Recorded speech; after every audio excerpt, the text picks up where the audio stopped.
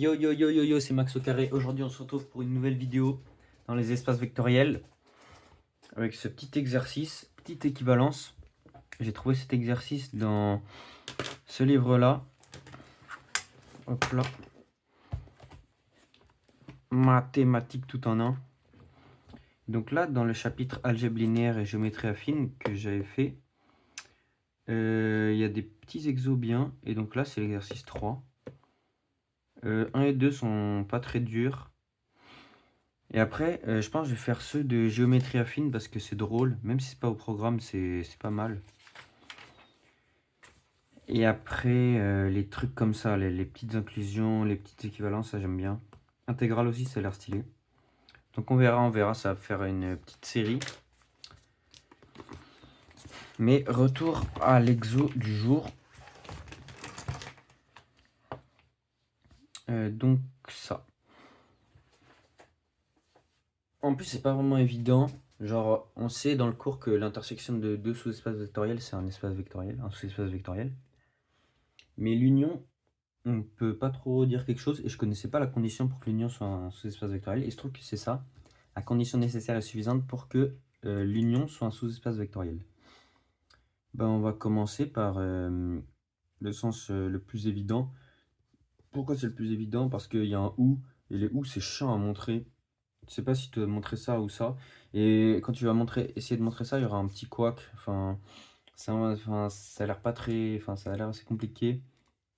Donc, on va plutôt montrer ça. En plus, ça, la plupart du temps, c'est simple.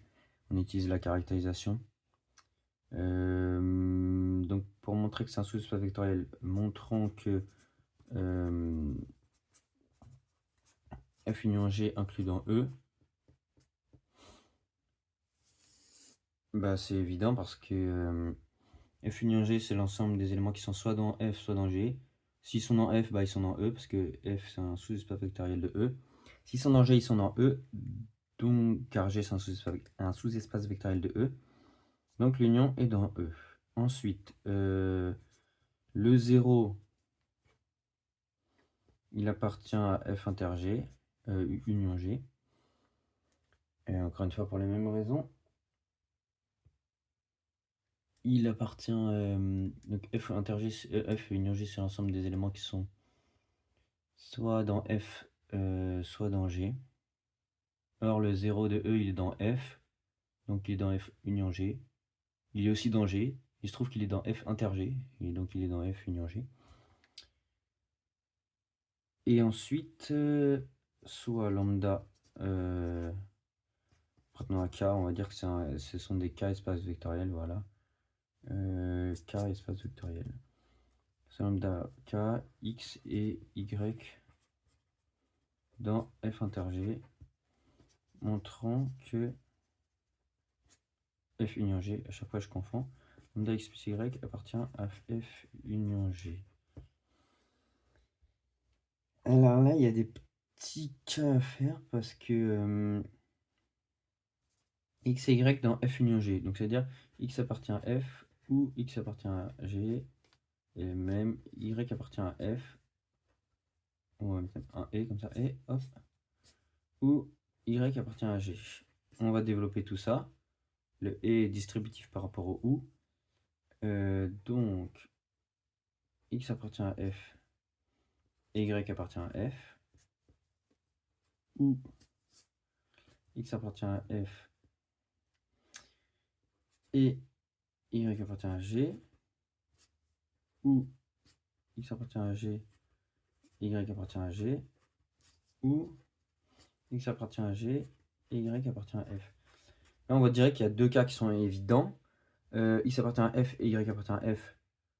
Lambda X plus Y appartient à F, car F sous-espace vectoriel. Car F SEV. Ce cas aussi là, X appartient à G, Y appartient à G. Et c'est exactement le même cas. Maintenant, ce qui est un peu con, c'est les cas croisés. Si X appartient à F et Y appartient à G. Bah, si X appartient à F, voilà, on va reprendre ce cas-là. X appartient à F et Y appartient à G. Alors, lambda X plus Y, on va montrer qu'il appartient à F inter G, donc à F ou à G. à F ou à G. Or, notre supposition, c'est ça. F est inclus dans G ou G est inclus dans F. Donc, K1, F inclus dans G. Donc, X, notre X qui est ici, donc X, il appartient à G. Donc, on se retrouve dans le cas X appartient à G et Y appartient à G. Et celui-là, on l'a déjà traité. K2, G inclus dans F. Alors, ça veut dire que notre Y ici, il est dans F. Et que le X est dans F. Donc, les deux, ils sont dans F. Le K, il est déjà traité. Et donc, ça, là, on a fait celui-là. Hop là. Et le dernier qui nous reste, X appartient à G, Y appartient à F. Bah, c'est la même chose, quoi. C'est symétrique. Et donc, on a bien montré que F union G inclus dans E. Maintenant, deuxième chose à montrer, le deuxième sens. Elle est un peu crade cette feuille, mais tranquille. Supposons F union G. C'est quoi? C'est oui, sous-espace vectoriel. Sous-espace vectoriel de E. J'ai oublié d'écrire supposons tout à l'heure. Montrons que F inter G, F inclus dans G ou G inclus dans F. Alors tout à l'heure, j'avais pas trop d'idées comment commencer. Et je me suis cassé les dents sur cette première inclusion. Et c'est après avoir fait l'autre inclusion qui était plus simple. Qu'est-ce que je parle d'inclusion? Implication. Après avoir fait l'autre implication qui est plus simple, que je me suis rendu compte un peu comment il fallait faire. Bah, montrant que en fait, j'ai besoin de montrer qu'une seule des deux choses. Si je montre ça, ça suffit, puisque c'est un ou. Je dois montrer soit ça, soit ça. Enfin, je peux montrer les deux si j'y arrive, mais il me suffit de montrer ça. Il me suffit de montrer juste ça pour que je montre tout ça. Le ou. Ce n'est pas un et. Donc on va essayer de montrer lui. Soit x appartenant à f, montrant que x appartient à g. Et en fait là j'étais un peu bloqué. Je me dis putain comment je vais faire. C'est quoi mes hypothèses? C'est ça. Ça c'est pas très utile parce que c'est tout le temps vrai ça. C'est ça, le 0 est dedans. Pas très intéressant. Et c'est lambda x plus y appartient à f inter g pour tout x et y dans f union g. Je m'en fous tout le temps. Dans f union g. Et je me dis, putain, il faudrait que je fasse un truc avec lambda x plus y. Et je me suis dit, bon, ok, je vais prendre un y dans g. Soit y dans g,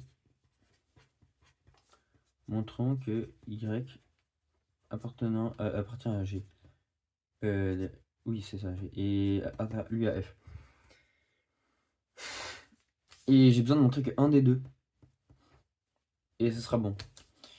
Comme x appartient à f, x appartient à f inter g, f union g. Puisque f, les éléments de f union g, c'est les éléments qui sont soit dans f, soit dans g. Or, notre x, il est dans f. Et de la même manière, hop, y appartient à f union g. Voilà.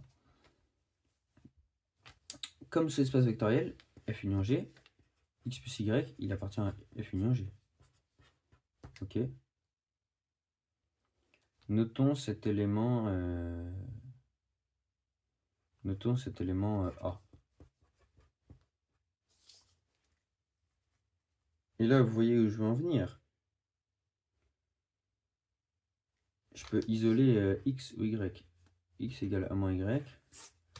Y égale à moins x.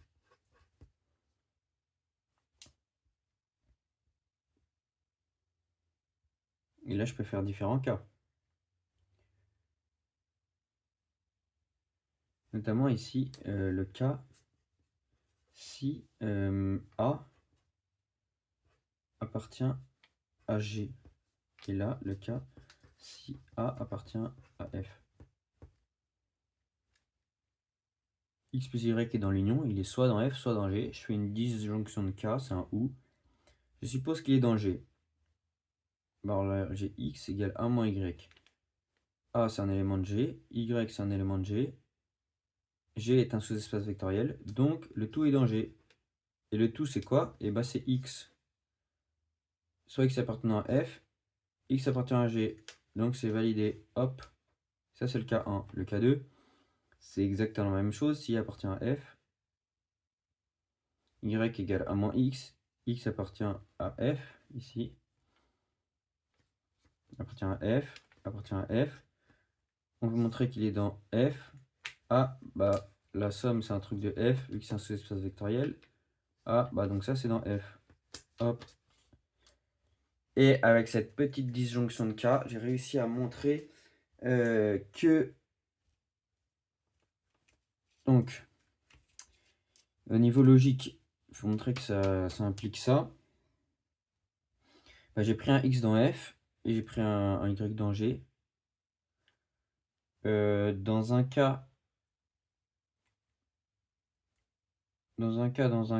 j'ai montré que pour tout X appartenant à F, X est inclus dans G, X appartient à G, donc ça. Dans un autre cas, j'ai montré que pour tout Y appartenant à G, Y appartient à F, donc ça.